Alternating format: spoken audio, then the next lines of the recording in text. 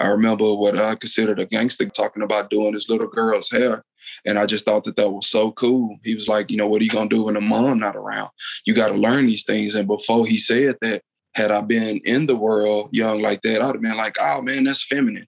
Don't do that. Or I would have had this block that I'm creating, or me and my friends talking about, which when you become a father, when you get a job, when you try to move throughout the community to help not only yourself and others, it comes with, responsibilities. And I think I was learning responsibility through them guys because I was searching, what is really a man? What is a man's job? What is a man's responsibility?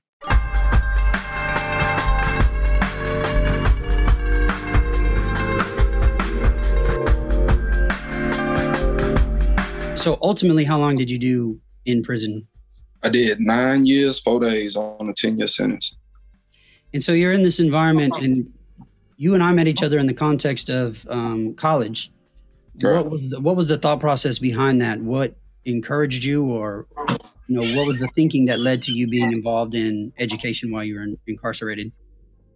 Well, during those first couple of years in that transit facility, you don't really have anybody in the transit facility that's going to be locked up for an exceptionally long amount of time. So, I'm meeting older guys who've been through the system before. I'm meeting younger guys who got their heads screwed on, of course, writing letters to the house, people telling you to better yourself. And, one of the major ways in prison to do that is through school and programs. So, I hadn't always been pretty smart when it comes to books. So I went ahead and got my GED.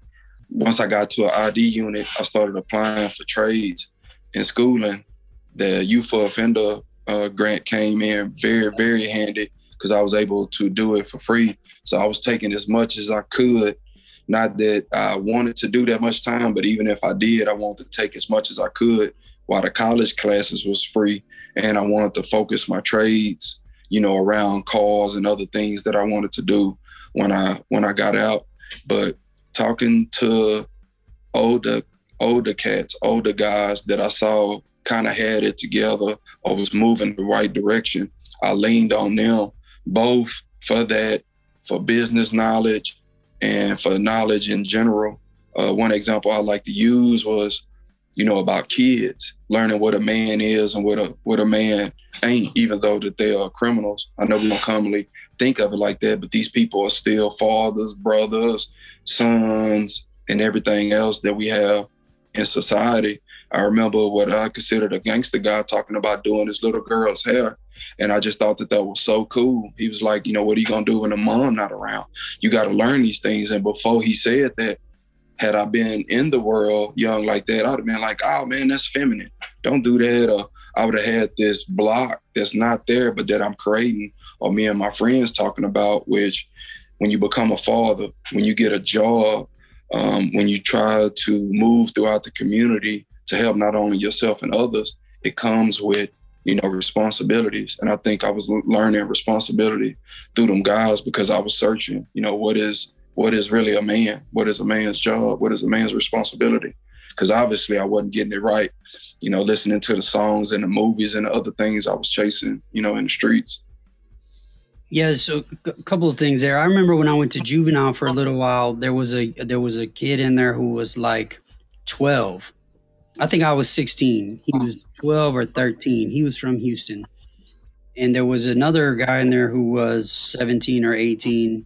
And he was, a big guy, like 6 foot, big, hefty guy. But then Luis was his name, was this little short, he was small for his age. So there was like this huge difference between Luis and I can't remember what the other guy's name was.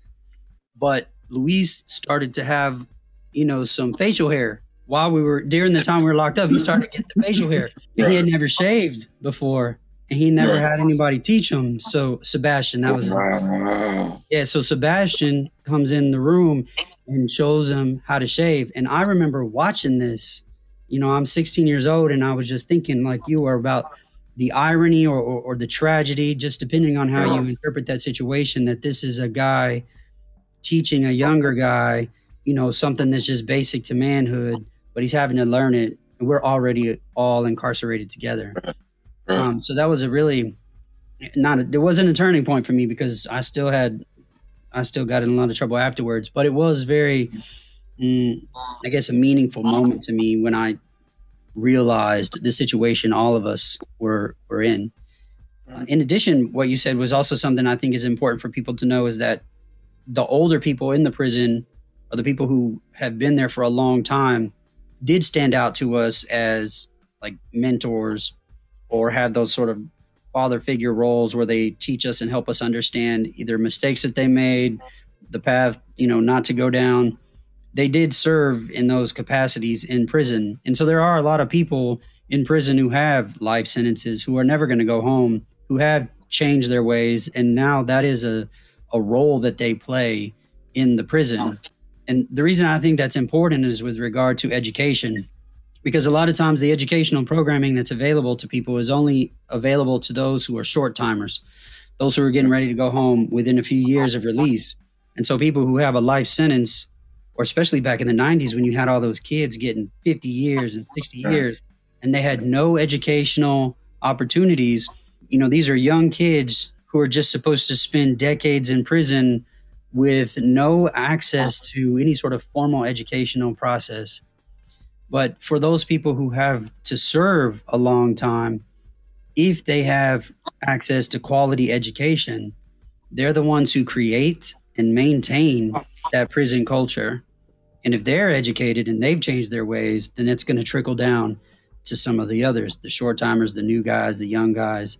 And so I have always tried to include or incorporate or, put a plug in there for people who are listening that it's one thing to have access to education in there, but, for short timers to give them trades, like to work on cars and to do welding and things like that.